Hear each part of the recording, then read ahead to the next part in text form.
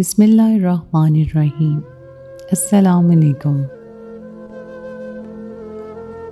میرا بھائی بدمعاش تھا اور میں ایک لڑکے سے محبت کرتی تھی۔ اپنے بھائی کی ڈر کی وجہ سے گھر سے بھاگ کر اس لڑکے کے پاس چلی گئی۔ وہ مجھے ایسی جگہ لے گیا جہاں ایک لڑکی کو نہیں ہونا چاہیے تھا، اور اس نے رات کو سب کچھ میرے ساتھ کیا، اور صبح جب میں اٹھی تو قدموں تلے سے زمین نکل گئی۔ اس نے اپنے دوستوں کو بھی میرے ساتھ، میں جس جگہ کھڑی تھی وہاں کوئی بھی عزت دار لڑکی کبھی قدم بھی رکھنا گوارا نہیں کرتی۔ میرے جسم پر پانی ڈال دیا گیا تھا۔ میرا سفید لباس پوری طرح میرے جسم سے چپک کر مجھے بے حجاب کر گیا تھا۔ میرا حسن جب تو آتشا ہو گیا تو میری بہت بھاری قیمت وصولی گئی، اور مجھے وہاں ہر رات مرنے کے لیے چھوڑ دیا گیا۔ اور یہ سب اس لیے ہوا کیونکہ میں نے ایک اجنبی سے شدید محبت کی تھی۔ اس کی محبت نے میری آنکھوں پر ایسی کالی پٹی باندھی تھی جس سے میں دنیا دیکھنے سے قاصر ہو گئی تھی۔ میری وہ خوبصورتی جس پر مجھے ناز تھا میری بربادی کا سبب بن گئی تھی۔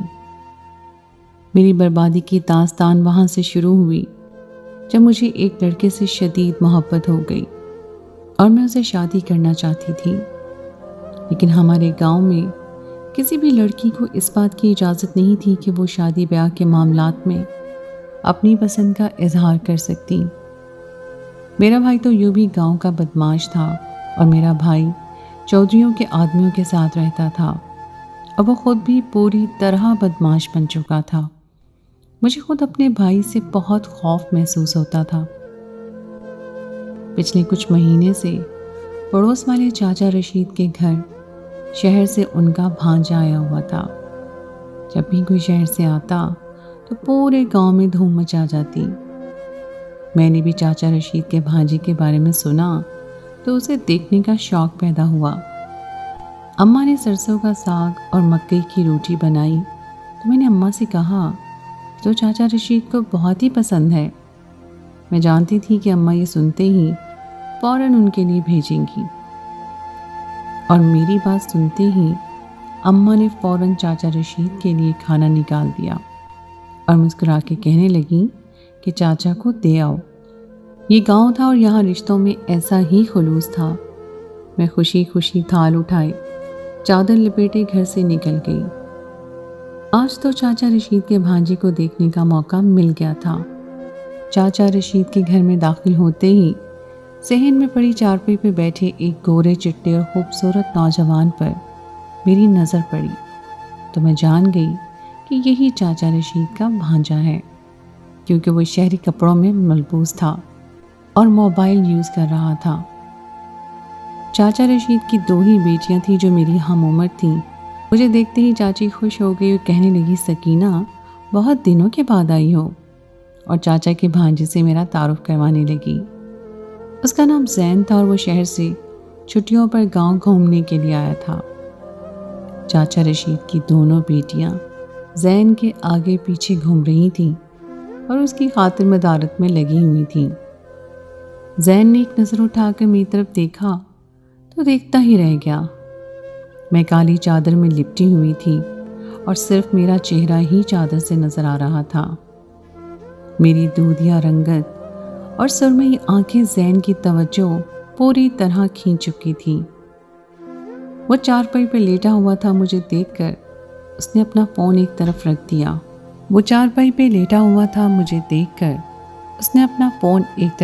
دیا۔ اور اٹھ کر بیٹھ گیا۔ اس کی نظروں میں عجیب سی دلچسپی تھی اور میں نہ جانے کیوں شرما سی گئی تھی۔ شہری لڑکوں کو دیکھ کر تو ہم گاؤں کی لڑکیاں ویسے ہی بہت خوش ہوتی ہیں۔ زین کی نظروں کی تپش پا کر مجھے بھی ایسا محسوس ہو رہا تھا کہ میں بہت ہی خوبصورت ہوں۔ میں چاچا رشید کے گھر سے واپس چلی آئی تھی، لیکن دل کہیں زین میں ہی اٹک کر رہ گیا تھا۔ گاؤں میں کافی دنوں سے بجلی نہیں تھی اور رات میں گرمی بہت ہو رہی تھی، اس لیے میں سونے کے لیے چھت پر چلی گئی۔ گاؤں میں سب گھروں والوں کی چھتیں ایک دوسرے سے ملی ہوتی ہیں۔ بھائی تو ساری رات چودھریوں کے ڈیرے پر ہی گزارتا تھا، اس لیے میں بے خوف تھی۔ اماں بہت گہری نیند سو چکی تھی۔ میں اکیلی ہی چھت پر آئی تھی۔ چھت پر ایک چارپائی ڈلی ہوئی تھی۔ ابھی مجھے چھت پر لیٹے تھوڑی ہی دیر گزری تھی کہ چاچا رشید کی چھت سے آواز آنے لگی۔ میں اٹھ بیٹھی۔ چاچا رشید کی ایک گھر سے تو کوئی بھی چھت پر نہیں آتا تھا، پھر یہ کون تھا؟ دونوں چھتوں کے درمیان ایک چھوٹی سی دیوار تھی۔ میں نے دیوار سے جھانک کر دیکھا تو وہاں چارپائی پر لیٹا زین مچھروں کو بھگانے کی کوشش کر رہا تھا۔ اس کی عجیب و غریب کوشش دیکھ کر میں بے ساختہ ہنس پڑی تو وہ میری طرف متوجہ ہو گیا۔ مجھے دیکھتے ہی وہ میرے قریب چلا آیا۔ میں اپنی چھت پر تھی اور وہ اپنی چھت پر تھا، لیکن ہمارے درمیان ایک چھوٹی سی دیوار تھی۔ کہنے لگا آپ کے گاؤں میں بہت زیادہ مچھر ہیں اور یہاں تو لائٹ بھی نہیں ہے، میں پریشان ہو گیا ہوں۔ میں نے زین سے کہا کہ یہ گاؤں ہے اور ہم یہاں رہنے کے عادی ہیں، آپ شہر والوں کو گاؤں کی خالص فضا برداشت نہیں ہوتی۔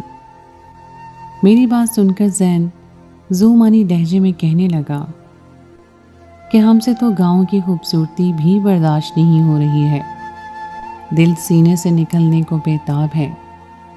گاؤں کی لڑکیاں اتنی حسین بھی ہو سکتی ہیں، یہ تو میں خود بھی پہلی ہی بار دیکھ رہا ہوں۔ آپ کی سرمئی آنکھوں نے میرا چین لوٹ لیا ہے، اور جب سے آپ مل کر گئی ہیں میں آپ کے بارے میں سوچ رہا تھا۔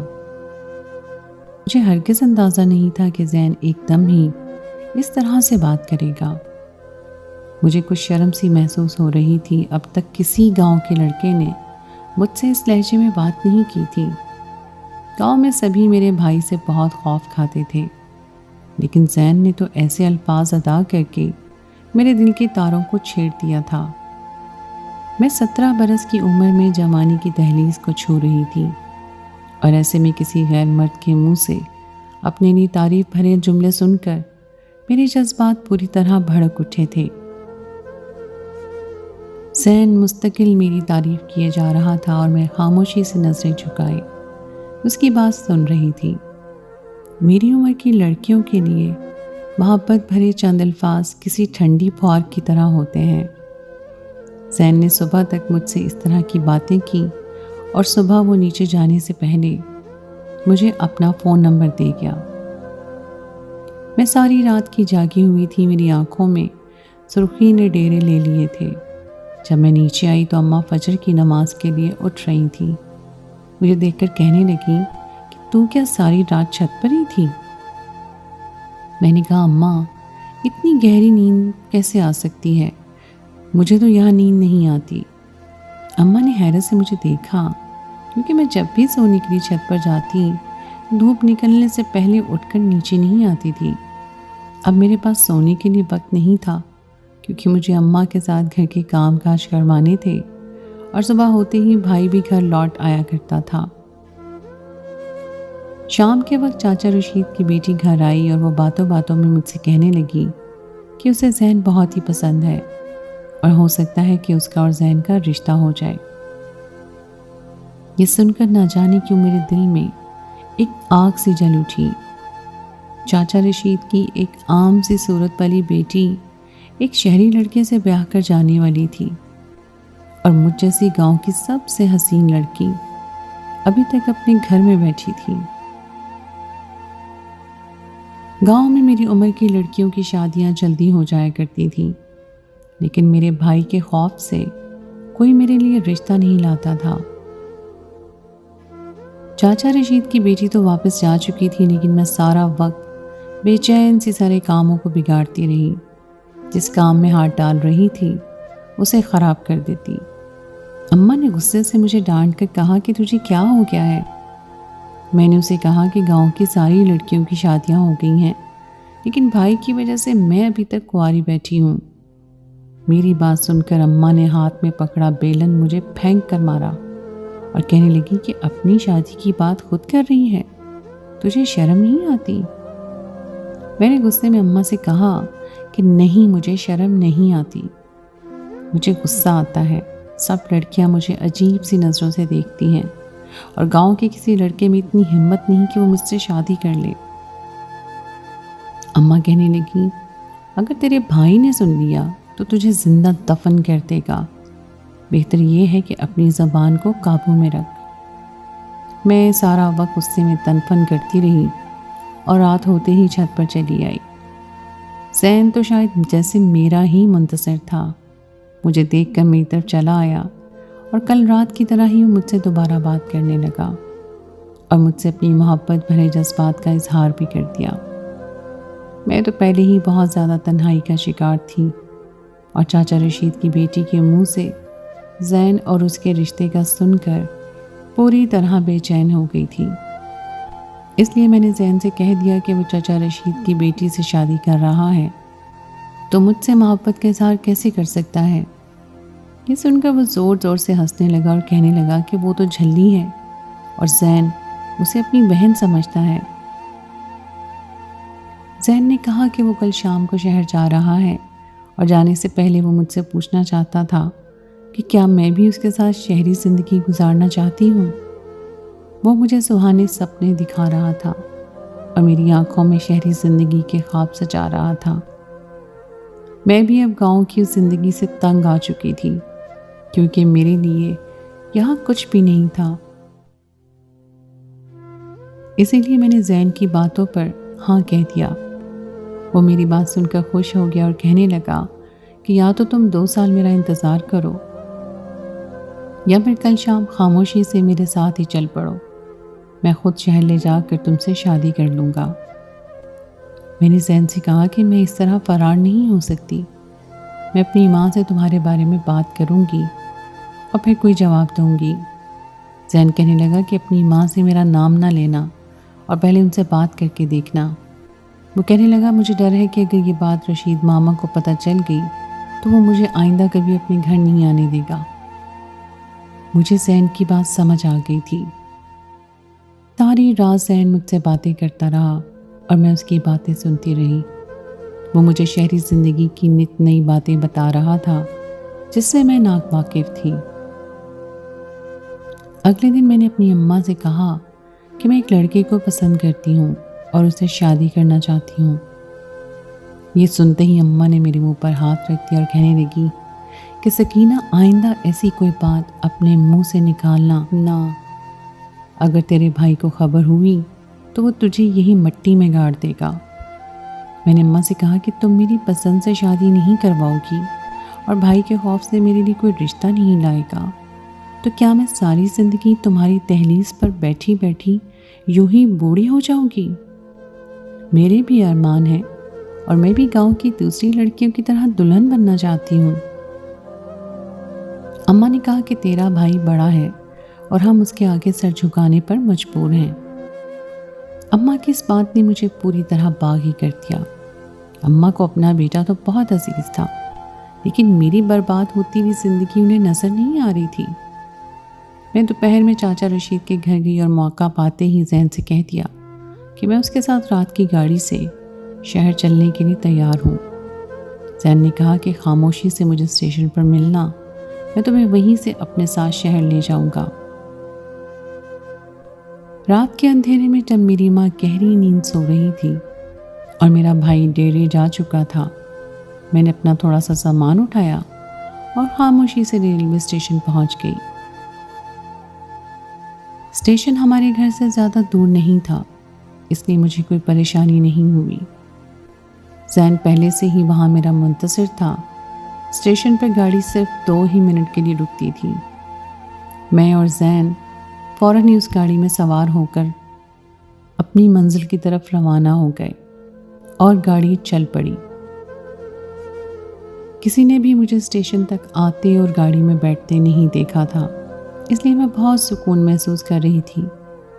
زین کے ساتھ گاڑی میں بیٹھ کر مجھے ایسا محسوس ہو رہا تھا کہ میری زندگی اب خوشیوں کی راہ پر گامزن ہو چکی ہے۔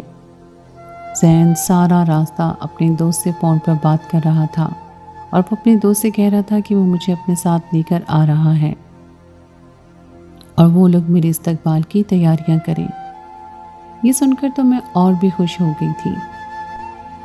بہت طویل سفر کے بعد گاڑی شہر میں داخل ہو گئی تھی۔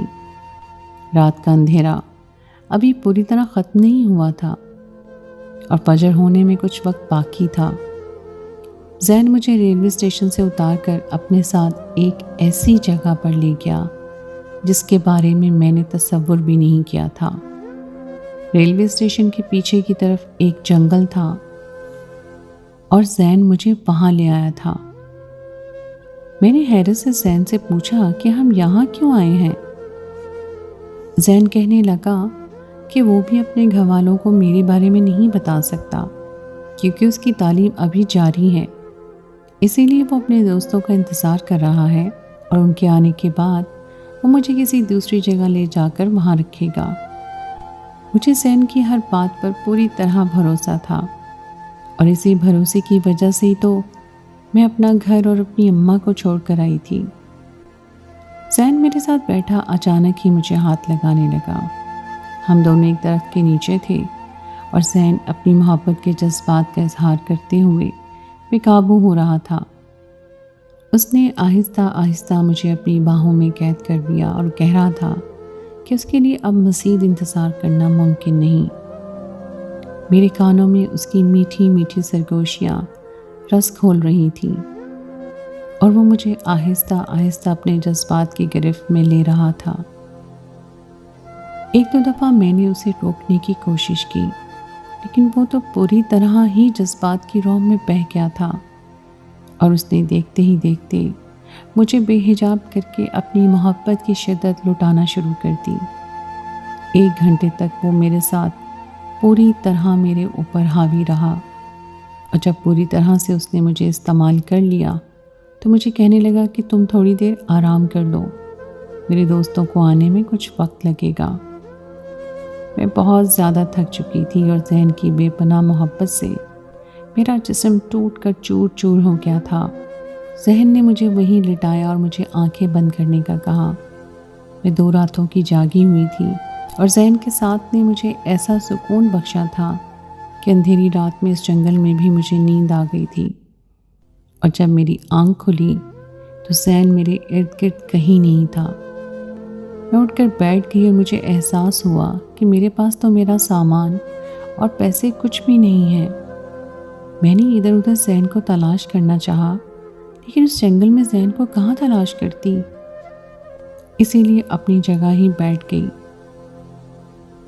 کچھ ہی دیر میں 4 لڑکے میری طرف چلے آئے اور میں پریشان ہو گئی تھی۔ وہ چاروں میرے قریب آئے اور کہنے لگے، آپ کو گھبرانے کی ضرورت نہیں ہے، ہم زین کے دوست ہیں۔ زین آپ کے لیے گھر کا انتظام کرنے گیا ہے اور ہم آپ کے لیے ہی آئے ہیں۔ یہ سن کر مجھے تھوڑا سا اطمینان ہوا تھا لیکن اس وقت میرے قدموں تلے سے زمین نکل گئی جب ان چاروں نے باری باری مجھے اپنی ہوس کا نشانہ بنایا اور پوری طرح میرے جسم کو زخموں سے چور کر دیا۔ ایک ساتھ 4 لڑکوں کی زیادتی سہنے کے بعد میں کسی قابل نہیں رہی تھی۔ وہ چاروں ہی پوری طرح مجھے برباد کر کے کہنے لگے کہ چلیے ہم آپ کو زین کے پاس چھوڑ آتے ہیں، اس نے گھر کا انتظام کر لیا ہے۔ میں تکلیف کی شدت سے رو رہی تھی اور اپنی بربادی پر ماتم کنا تھی۔ میرے پاس اس کے علاوہ اور کوئی راستہ نہیں تھا کہ میں ان کے پیچھے چل پڑتی۔ اس جنگل میں اکیلے میں کب تک بیٹھ سکتی تھی؟ لیکن مجھے کیا خبر تھی کہ مجھ پر جو قیامت ٹوٹی تھی اس کے بعد بھی ایک بڑی قیامت میری منتظر تھی۔ میں تو شادی کے جھانسے میں اپنا گھر چھوڑ آئی تھی، اب پوری طرح ان لڑکوں کے ہاتھوں لٹ چکی تھی۔ زین مجھے چھوڑ کر نہ جانے کہاں چلا گیا تھا۔ وہ چاروں مجھے اپنی گاڑی میں بٹھا کر ایک ایسی جگہ لے گئے جہاں جانا کسی بھی عزت دار لڑکی کو گوارا نہیں۔ راستے میں بھی وہ چاروں باری باری مجھے اپنی گود میں بٹھاتے اپنی پیاس بجھاتے رہے۔ میرے جسم پر ان کی انگلیاں پوری طرح اپنے نشان چھوڑ چکی تھیں اور جگہ جگہ ان کے دانتوں نے مجھے زخمی کیا ہوا تھا۔ وہ چاروں مجھے ایک ایسی حویلی نما عمارت میں لائے تھے جس میں داخل ہونے کے بعد میں اچھی طرح جان گئی تھی کہ میں کہاں آ گئی ہوں۔ وہ چاروں مل کر میرا سودا طے کرنے میں مصروف تھے، اور جب میرے اچھے دام نہیں لگے تو ان چاروں نے میرے اوپر پانی ڈال کر میرے پورے جسم کو بھگو دیا۔ میرا سفید لباس میرے جسم سے پوری طرح چپک گیا تھا، اور اب وہاں موجود مرد مجھے چیل کی نگاہوں سے دیکھ رہے تھے۔ میرے جسم کے بھیگتے ہی میرا وجود پوری طرح بے حجاب ہو گیا تھا، اور وہاں موجود لوگ اب میری اچھی قیمت لگا رہے تھے۔ میں اپنے بازو میں خود کو چھپانے کی کوشش کر رہی تھی، لیکن میں پوری طرح برہنہ محسوس ہو رہی تھی۔ سفید رنگ میرا پسندیدہ تھا، اور میں زیادہ تر اسی رنگ کا لباس پہنتی تھی، لیکن آج مجھے اس رنگ سے نفرت محسوس ہو رہی تھی۔ تھوڑی ہی دیر گزری تھی جب میرا بہت اچھا دام لگ گیا، اور وہ چاروں مجھے وہاں موجود عورت کے حوالے کر کے چلے گئے۔ وہ عورت اب مجھے آگے کی منزل کے لیے تیار کر رہی تھی۔ ہر رات مجھے ایک غیر مرد کے ساتھ گزارنی تھی، جس کے بدلے وہ عورت بھاری رقم وصول کرتی۔ وہاں موجود ہر مرد میرے ساتھ پہلی رات گزارنے کا خواہش مند نظر آ رہا تھا۔ آج مجھے اپنا بھائی یاد آ رہا تھا۔ اس کی موجودگی میں کسی مرد میں اتنی ہمت نہیں تھی کہ وہ مجھے نظر اٹھا کر بھی دیکھتا، اور یہاں تو میں پوری طرح ہی بے حجاب مردوں کے جھمگھٹے میں تھی۔ ایک مرد نے میری بہت بھاری قیمت ادا کی تھی، اور اب وہ عورت مجھے تیار ہونے کے لیے اوپر منزل پر بھیج چکی تھی، جہاں اور بھی لڑکیاں تیار ہو رہی تھیں۔ مجھے دیکھتے ہی وہ لڑکیاں عجیب انداز میں ایک دوسرے کے کانوں میں سرگوشیاں کرنے لگیں۔ ایسا محسوس ہو رہا تھا کہ جیسے انہیں میرا آنا پسند نہیں آیا تھا۔ ان لڑکیوں میں سے ایک لڑکی دوسری سے کہہ رہی تھی کہ اگر اس جیسی حسینہ یہاں رہے گی تو ہمارا دام کوئی نہیں لگائے گا، اور ہمیں بھوکا مرنا ہوگا۔ یہ سن کر دوسری لڑکیوں نے اس بات میں سر ہلایا تھا۔ میں خوف کے مارے کانپ رہی تھی۔ مجھ میں اتنی ہمت نہیں تھی کہ میں ہر رات ایک غیر مرد کے بستر کی زینت بنتی۔ ایک لڑکی خود ہی میرے پاس چلی آئی، اور اس نے مجھے بہت ہی خوبصورت سا لباس اور زیورات دی، اور کہنے لگی کہ اب جلدی سے تیار ہو جاؤ، اور زیادہ نخرے کر کے دکھانے کی ضرورت نہیں ہے، ورنہ ایک ہی رات میں میں تجھے 2 مردوں کی گرمی بجھانے کے لیے چھوڑ دوں گی۔ یہ سن کر تو میرے اوسان خطا ہو گئے تھے، اور میں نے اس کے ہاتھ سے لباس لے لیا تھا۔ میرے کانوں میں اپنی ماں کے جملے گونج رہے تھے کہ تیرا بھائی تیرا محافظ ہے، اور وہ اتنی سختی تیرے ہی بھلے کے لیے کرتا ہے۔ اور آج مجھے ماں کی یہ بات سمجھ آ گئی تھی۔ میں تیار ہونے کے لیے کھڑی ہوئی تھی کہ جب وہ لڑکی جو وہاں کی نگران تھی کسی کام سے نیچے چلی گئی، تو وہاں موجود لڑکیوں نے مجھ سے کہا کہ وہ مجھے بھگانے میں میری مدد کر سکتی ہیں، کیونکہ وہ نہیں چاہتی کہ میں یہاں پر رہ کر ان کا کام خراب کروں۔ میں تو خود بھی یہاں سے فرار ہونا چاہتی تھی، اسی لیے ان لڑکیوں کی مدد سے میں ایک پچھلے دروازے سے وہاں سے بھاگ نکلی۔ وہ لڑکیاں وہاں مستقل طور پر کام کرتی تھیں، اور ان کے گھروں کے چولہے اسی کام سے چلتے تھے، اس لیے وہ میری موجودگی کو برداشت نہیں کر سکتی تھی۔ میں اس جگہ سے بھاگتی ہوئی بہت دور نکل آئی تھی، لیکن میرے لیے یہ ایک انجان شہر تھا۔ میں گاؤں کی ایک ان پڑھ لڑکی تھی۔ مجھے بس تھوڑی بہت اردو پڑھنی آتی تھی۔ میرے پاس نہ پیسے تھے، نہ ہی کوئی سامان۔ میں اپنے گھر بھی واپس نہیں جا سکتی تھی، کیونکہ اب اگر میں واپس جاتی تو میرا بھائی سچ میں میرا قتل کر دیتا۔ میں ادھر ادھر شہر کی سڑکوں پر بھٹکنے پر مجبور تھی۔ مجھے سمجھ نہیں آ رہا تھا کہ جیسے ہی سامنے میں نے دیکھا ایک بہت بڑی عمارت ہے، اور اس پہ لکھا ہوا تھا دارالامان، یتیم بچیوں کے لیے ایک گھر۔ میں بھی اس وقت پوری طرح یتیم اور بے سہارا تھی۔ بنا کچھ سوچے سمجھے ہی میں اس عمارت میں داخل ہو گئی، اور وہاں موجود عورت کو بتایا کہ میں ایک یتیم لڑکی ہوں جس کا کوئی نہیں ہے، اور جسے کچھ لوگوں نے اپنی ہوس کا نشانہ بنا کر چھوڑ دیا ہے۔ میں ان کے آگے اپنے زخم دکھا کر اس قدر روئی کہ انہوں نے مجھے اپنے یتیم خانے میں جگہ دے دی۔ وہ یتیم خانہ ایک جیل کی طرح تھا، جہاں ایک روٹین سے زندگی چلتی تھی، اور اس یتیم خانے میں تمام کام کاج کے ساتھ باہر سے آنے والی مزدوری کے کام بھی کروائے جاتے تھے۔ میں صبح سے لے کر شام تک کاموں میں لگی رہتی، اور بدلے میں 2 وقت کی روٹی مجھے نصیب ہوتی۔ कभी कभी मुझे अपनी अम्मा बहुत याद आती, जो मुझे बैठी जगह खाना तक अपने हाथों से खिलाया करती थी। यतीम खाने में रहते हुए मुझे महीना ही गुजरा था जब मुझे पता चला कि मैं उम्मीद से हूँ, और ये जानकर तो मेरे पूरी तरह से होश उड़ गए। मेरा तो अपना ही कोई ठिकाना नहीं था, मैं एक बच्चे की जिम्मेदारी कैसे उठा सकती थी। मैं ये सोच कर ही हलकान हो रही थी कि मेरे बच्चे को भी मेरी तरह इस यतीम खाने का हिस्सा बनना होगा, जहाँ ज़रूरियात ज़िंदगी भी पूरी तरह मैसर नहीं। मेरी हालत बहुत ही ज़्यादा ख़राब हो रही थी क्योंकि मुझे पूरी तरह खाना भी मैसर नहीं था और काम का बोझ बहुत ज़्यादा था। मुझे अपनी ज़िंदगी का बाकी हिस्सा शायद इसी यतीम खाने में गुजारना था। आगे मेरे साथ क्या होना था मुझे खुद भी मालूम नहीं था।